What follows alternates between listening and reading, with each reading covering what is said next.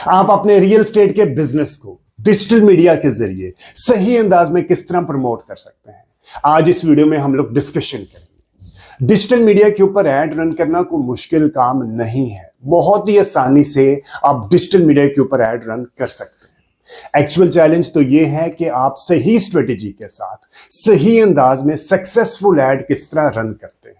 ठीक है, आपने कौन सा प्लेटफॉर्म यूज करना है। फॉर एग्जांपल आपने गूगल यूज करना है, मेटा यूज करना चाहिए, यूट्यूब यूज करना चाहिए, टिकटॉक यूज करना चाहिए, लिंक्डइन यूज करना चाहिए, या सर्च इंजन ऑप्टिमाइजेशन यूज करना चाहिए। ठीक है, और कौन से प्लेटफॉर्म पे आपने कौन सी कैंपेन रन करनी है, और फनल की किस स्टेज पे आपने कौन सी ऑडियंस की सिलेक्शन करनी है, और आपने कैंपेन का बजट किस तरह देना है। ये सारी चीजें मिलके एक स्ट्रेटेजी के हिसाब से जब आप कैंपेन रन करते हैं तो चांसेस आर हाई कि आपकी कैंपेन सक्सेसफुल होती है। ठीक है, तो आज इस वीडियो में मैं आपको बताऊंगा कि आप अपने रियल एस्टेट के बिजनेस को प्रमोट करने के लिए, डिजिटल मीडिया के जरिए प्रमोट करने के लिए डिजिटल मार्केटिंग स्ट्रेटेजी किस तरह यूज करेंगे। ठीक है, कोई भी फीडबैक, सजेशन या कोई भी कमेंट है इस वीडियो के कंटेंट से रिलेटेड तो do mention in the comment section. और अगर आपके फ्रेंड्स एंड फैमिली सर्कल में इसको बंदा टोटल फ्री में डिजिटल मार्केटिंग सीखना चाहता है तो ये चैनल आप उसको भी रेफर कीजिएगा। के पास जो डिजिटल मीडिया एसेट्स हैं, जो सोशल एसेट्स हम जिसे कहते हैं, इंस्टाग्राम और फेसबुक है, उसके ऊपर जो आपका प्रोफाइल है वो बहुत सॉलिड होना चाहिए, बहुत प्रोफेशनल होना चाहिए। ठीक है, ये नहीं करना कि आपने बहुत ही लाइक जिसे कहते हैं ना बच्चों के स्टाइल का आपने उसके ऊपर प्रोफाइल नहीं क्रिएट करना। बहुत प्रोफेशनल लुकिंग आपका इंस्टाग्राम और फेसबुक का प्रोफाइल होना चाहिए, क्योंकि ये आपकी आइडेंटिटी है। अगर आप 1 to 1 उस बंदे से, अपने कंज्यूमर, अपने बायर से मिलेंगे तो आप उसका ट्रस्ट डेवलप कर लेंगे, लेकिन जब आपने ऑनलाइन उसके साथ डील करना है, ऑनलाइन आपने उसको लीड लेके आने से पहले आपने अपना, वो कंज्यूमर आपका इंस्टाग्राम और फेसबुक के पेज आके रिव्यू करेगा, आपकी वेबसाइट रिव्यू करेगा। अगर वो अच्छा है, प्रोफेशनल लुकिंग है, तो कंज्यूमर में आएगा कि जहन में आएगा कि यार ये एक अच्छा जिसे कहते हैं ना एक रीजनेबल पर्सन है। ठीक है, अब उसके ऊपर आपने किस तरह ट्रस्ट फैक्टर डेवलप करना है। आपके फेसबुक और इंस्टाग्राम के ऊपर कम अज कम 25,000 से ज्यादा लाइक्स या फॉलोअर्स होने चाहिए। एट द सेम टाइम अगर आपने कुछ सेटिस्फाइड कस्टमर्स हैं तो उनसे टेस्टिमोनियल्स वीडियो बनवा के आप वो भी अपने फेसबुक और इंस्टाग्राम के पेज के ऊपर लगवाएं। सबसे इंपॉर्टेंट चीज है कि आपके जो सेटिस्फाइड कस्टमर हैं उनकी टेस्टिमोनियल्स वीडियोस जरूर होनी चाहिए। आपके डेफिनेटली अगर आप बिजनेस में हैं तो आपके सेटिस्फाइड कस्टमर्स भी होंगे, और इनमें कोई फेक नहीं होना चाहिए। ठीक है, और आपके जो लाइक्स हैं, फॉलोअर्स हैं, वो भी आपने सस्ते लाइक्स या फॉलोअर्स नहीं लेने। आप बेशक महंगे लाइक्स एंड फॉलोअर्स लें, ₹2, ₹3, ₹4 का भी पड़ता है। अगर आपने प्रिसाइज टारगेटिंग करते हैं तो वो वाले लाइक्स एंड फॉलोअर्स लें, आपने सस्ते वाले लाइक्स वाले फॉलोअर्स नहीं लेने। एक और चीज बता दूं, कंटेंट स्ट्रेटेजी यानी कि जब आप फेसबुक के ऊपर या इंस्टाग्राम के ऊपर पोस्ट बना के लगा रहे होंगे तो आपने ये नहीं करना कि आपकी तमाम पोस्ट सेल्स ड्रिवन हो, यानी कि आप अपने प्रोडक्ट के, अपने प्लॉट या अपने घर के बारे में बता रहे हैं, अपनी सोसाइटी के बारे में बता रहे हैं, या कमर्शियल प्लाजा है या जो भी है उसके बारे में हर वक्त उसके बारे में नहीं बताना। आपने क्या करना है, 60-40 की परसेंटेज रेशियो यूज करनी है। 60% आपने अपने प्रोडक्ट के बारे में बताना है, जो भी है इंस्टॉलमेंट है या जहां पे भी है। 40% आपने अदरवाइज बतानी है, यानी कि जुम्मा मुबारक की पोस्ट लगा दी, आपने एडवाइजरी सर्विसेज बता दी, आपने बता दिया कि रजिस्ट्री कैसे बनाते हैं, आपने बता दिया घर बनाने से रिलेटेड के फ्रॉड को किस किस तरीके से फ्रॉड हो सकते हैं, और आपने किस कंज्यूमर एडवाइजरी सर्विसेज के कंज्यूमर किस तरह फ्रॉड से बच सकता है। ठीक है, इस तरह की पोस्ट आपने लगानी है कि जी डीसी रेट के ऊपर, डीसी रेट क्या होता है, रजिस्ट्री क्या होती है, इंतकाल क्या होती है, फर्द क्या होता है, कहाँ से मिलता है, और इसके लिए टाइम आपने पहले बाय करना होता है। आपने ये सारी चीजें जिसे कहते हैं कस्टमर एडवाइजरी सर्विसेज आपने वो देना शुरू करनी है, 40-50%। और 40-50% आपने अपने प्रोडक्ट की पोस्ट लगानी है। और सबसे इंपॉर्टेंट है कि आपने आपके जो सेटिस्फाइड कस्टमर है उनका टेस्टिमोनियल जरूर बना के, उनकी वीडियो बना के आप जरूर फेसबुक के ऊपर और इंस्टाग्राम के ऊपर अपलोड करते रहें। एक और चीज आपको बता दूं, आपने एआई टूल बिल्कुल भी यूज नहीं करना डिजाइन से रिलेटेड। आपने बिल्कुल भी जो टेस्टिमोनियल है वो एआई के जरिए नहीं बनाने। आपने जो ओरिजिनल पिक्चर्स हैं वो आपने लगानी है। ठीक है, और आपके पास बहुत सॉलिड ग्राफिक डिज़ाइनर होने चाहिए, अच्छी क्वालिटी के डिज़ाइन होंगे, प्रोफेशनल लुकिंग होंगे, ठीक है? अगर आपने कैनवा से खुद ही डिज़ाइन बना के लगा रहे हैं तो वो प्रोफेशनल लुकिंग नहीं होते। आपने खुद डिज़ाइन नहीं बनाना है, आपने प्रोफेशनल ग्राफिक डिज़ाइनर से डिज़ाइन बनवा के वो लगाने हैं और एट द सेम टाइम आपने कंटेंट स्ट्रेटजी में सोशल प्रूफ देना है। सोशल प्रूफ क्या होता है कि आपकी मसलन जो घर जो आपने बेच रहे हैं, जो सोसाइटी बेच रहे हैं, वो सोसाइटी कहाँ पे है, ठीक है? उसका अगर लाहौर में है तो एलडीए अप्रूवल के जितनी भी रिक्वायरमेंट्स होती हैं आप उनको बताएं कि जी हमारे पास ये एलडीए अप्रूवल की अप्रूवल आ चुकी है, हम बेच सकते हैं। इस तरह जो भी चीज़ें होती हैं सोशल प्रूफ, इस तरह की चीज़ों को आप बना के वहाँ पे लगाएंगे तो आपका ट्रस्ट फैक्टर एक अच्छा डेवलप होगा, ठीक है? ग्राफिक डिज़ाइनर के बारे में बता रहा हूँ कि आपने अच्छा ग्राफिक डिज़ाइनर को कम से कम 2 से 3 ग्राफिक डिज़ाइनर, एक एनिमेटर होना चाहिए जो कि आपकी वीडियो को एनिमेट कर रहा हो, ठीक है? और आपके पास ये जिसे कहते हैं ना परमानेंट बेसिस पे आपके पास होने चाहिए। रूटीन में अच्छे डिज़ाइन के आपने डिज़ाइन बना के लगाते रहना है, क्योंकि अ, सिर्फ एक या दो डिज़ाइन से काम नहीं चलेगा। आपकी जो टारगेट ऑडियंस होती है ना, वो 2-3 तरह की टारगेट ऑडियंस होती है। एक होते हैं जो डिसीजन मेकर है, जिन्होंने पैसे देने होते हैं। फॉर एग्ज़ाम्पल घर में जो मेल है, जो हस्बैंड है, या घर में जो बड़ा जो मेल है, ठीक है? At the same time influencer भी होती हैं, जो ख़वातीन हैं घर की, या जो बच्चे हैं वो इन्फ्लुएंसर हैं। उनको आपने किसी और अंदाज़ से आपने अप्रोच करना है, कोई और पोस्ट लगानी है उनके लिए, और डिसीजन मेकर के लिए आपने कोई और पोस्ट लगानी है। तो इन दोनों के लिए आपने अलग-अलग पोस्ट एनिमेटेड बनाने हैं, कैरोसेल बनाने हैं, जिफ बनाने हैं मुख्तलिफ किस्म के, और इंस्टेंट एक्सपीरियंस की ऐड बनाने हैं। आपने मल्टीपल फॉर्मेट यूज़ करने हैं, इसीलिए मैं रिक्वायर्ड कर रहा हूँ। इनमें बहुत इंपॉर्टेंट रिक्वायरमेंट है आपके डिजिटल मार्केटिंग का। 1 या 2 बंदे अगर हायर करें तो उतने कम से कम 2 से 3 बहुत अच्छी क्वालिटी के ग्राफिक डिज़ाइनर आपके पास ज़रूर होने चाहिए, ठीक है जी? अब मैं आपको बताता हूँ डिजिटल मार्केटिंग स्ट्रेटजी के बारे में। Digital marketing funnel based marketing strategy के बारे में, सिर्फ फेसबुक से related. Funnel based marketing strategy बताने से पहले मैं आपको ये बता दूं कि मैं पहले जो बताऊंगा उस बिजनेस के बारे में बताऊंगा जो कि अभी रिसेंटली जिसने फेसबुक या वेबसाइट के ऊपर या डिजिटल मीडिया के ऊपर अपना बिजनेस को, रियल एस्टेट के बिजनेस को अभी रिसेंटली स्टार्ट किया। यानी कि उसके पास जो उसकी फेसबुक या उसकी वेबसाइट के ऊपर जो ट्रैफिक है, जो लोग उसकी वेबसाइट के ऊपर या उसकी फेसबुक के ऊपर आए हैं, वो 10,000 या उससे कम है, ठीक है? उसके बाद मैं उस बिजनेस के बारे में बताऊंगा जो कि पुराना बिजनेस है, यानी कि उसके पास कोई 10-15-20 हज़ार कंज्यूमर कह सकते हैं या ट्रैफिक कह सकते हैं, जो उसकी वेबसाइट के ऊपर या उसके फेसबुक के पेज के ऊपर आ चुके हैं, ठीक है? वो अभी मैं रीज़न भी बता दूंगा कि ये स्प्लिट मैंने क्यों किया है। एक और चीज़ आपको ज़हन में बता दूँ, अगर आपका बिज़नेस बिल्कुल नया है, ठीक है? और अगर आपका बिज़नेस पुराना है, तो इन दोनों में आपने पेज लाइक और पोस्ट एंगेजमेंट की कैंपेन आपने चलाई रखनी है। ये नहीं करना कि आपने पेज लाइक्स आपने 15-20 हज़ार ले लिए, 25 हज़ार ले लिए तो आपने रोक देना है। नए बिज़नेस के लिए वीकली पेज लाइक्स की कैंपेन चलाएँ।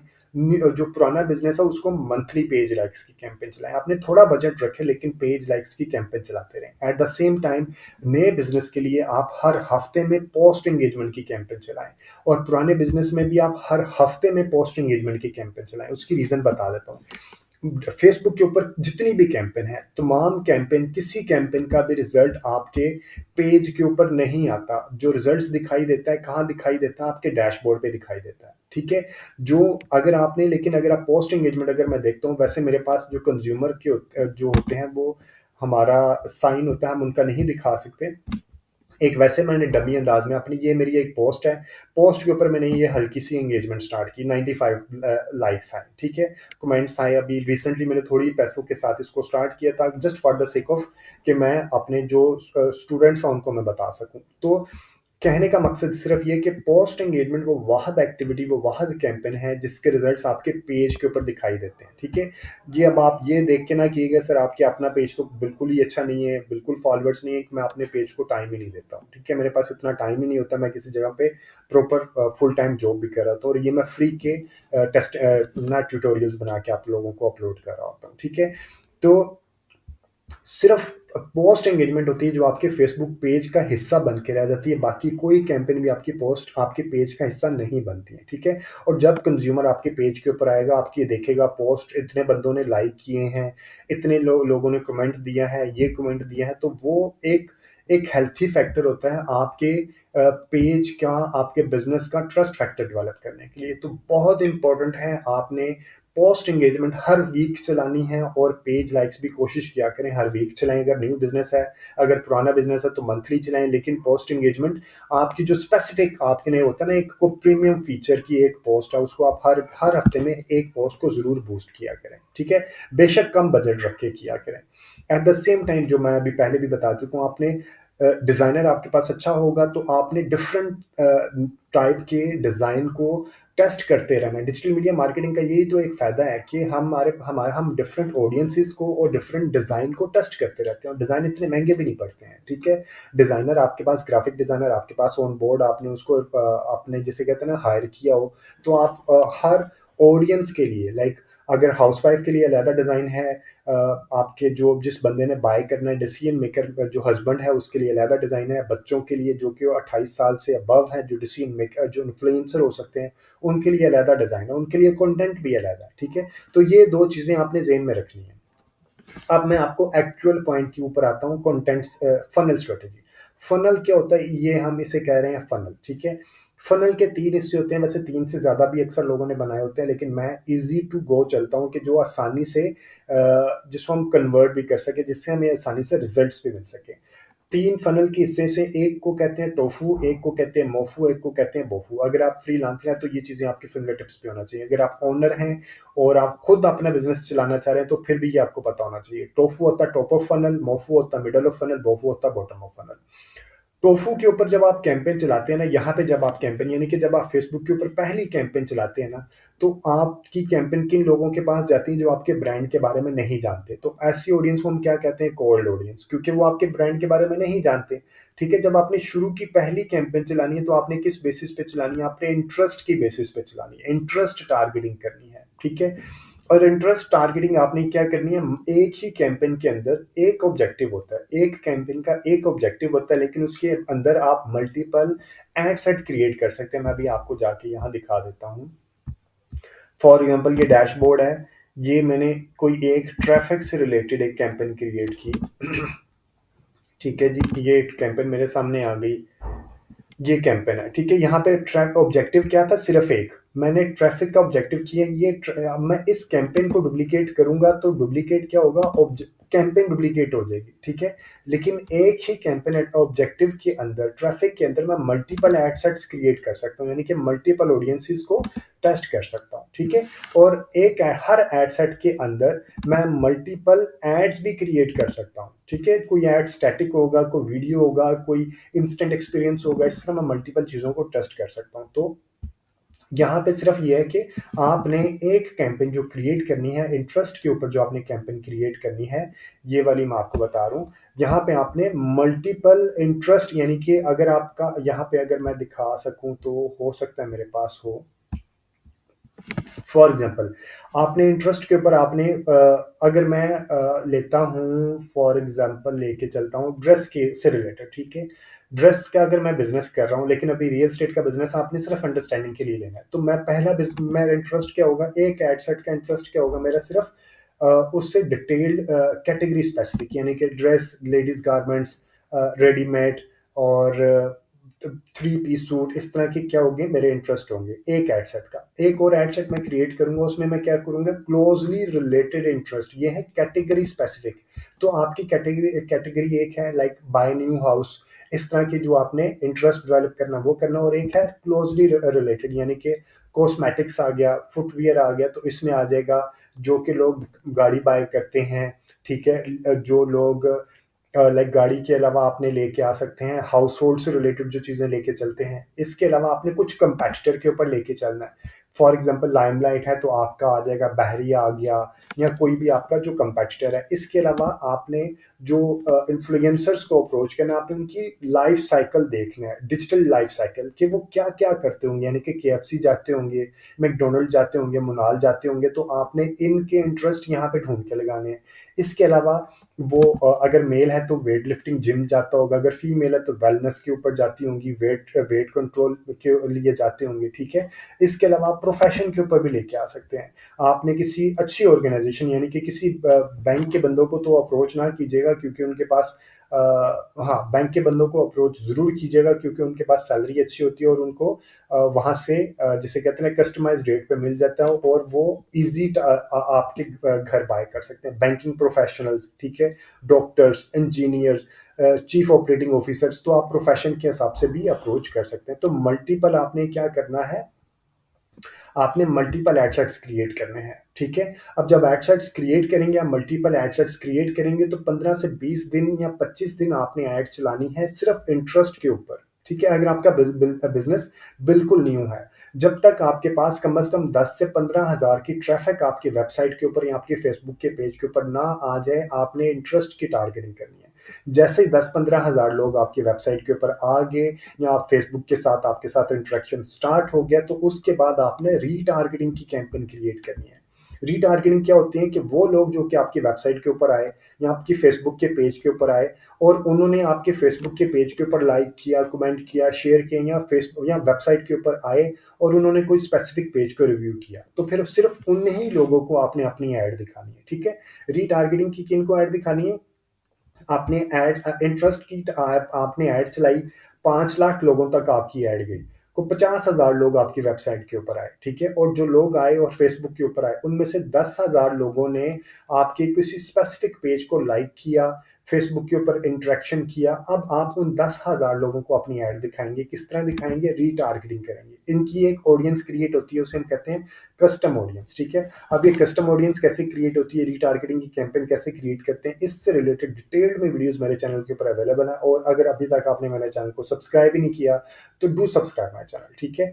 इंटरेस्ट के ऊपर आपने कितने, एक एड सेट में कितने इंटरेस्ट होने चाहिए, कैसे इंटरेस्ट की सिलेक्शन करनी चाहिए, उससे रिलेटेड भी डिटेल में वीडियोस मेरे चैनल के ऊपर अवेलेबल है, ठीक है? आपने ये पहले इंटरेस्ट के ऊपर चलाई, जैसे 10-15 हज़ार लोग आ गए तो आपने रीटारगेटिंग की कैंपेन चला दी, क्योंकि पहले आप पहले रीटारगेटिंग की कैंपेन नहीं चला सकते थे क्योंकि आपके पास कोई कस्टमर ही नहीं है, कोई डेटा ही नहीं है, कस्टमर तो नहीं कह सकते, तो डेटा ही नहीं है जो आपकी वेबसाइट के ऊपर या आपके फेसबुक के ऊपर आया हो। इसका मैं इसलिए से कह रहा हूँ, यहाँ पे रीटारगेटिंग स्टार्ट में ही स्टार्ट हो जाएगी, क्योंकि इसके पास तो पुराना, अगर ये बिज़नेस कर रहा है, तो इसके पास तो पुराने कस्टमर होंगे जो इसकी यहाँ वेबसाइट के ऊपर आ रहे होंगे या फेसबुक के ऊपर इंटरेक्शन कर रहे होंगे, तो उसकी रीटारगेटिंग को उसी वक़्त की कैंपेन क्रिएट कर सकता है। लेकिन आपको अगर बिज़नेस नया है तो पहले वेट करना है 10-15 हज़ार लोगों का आने का, फिर आप उसकी बेस पे रीटारगेटिंग की कैंपेन चलाएँगे, ठीक है? रीटारगेटिंग किन के लिए? जो आपकी वेबसाइट के ऊपर आए, जो सोशल मीडिया एंगेजर हुए।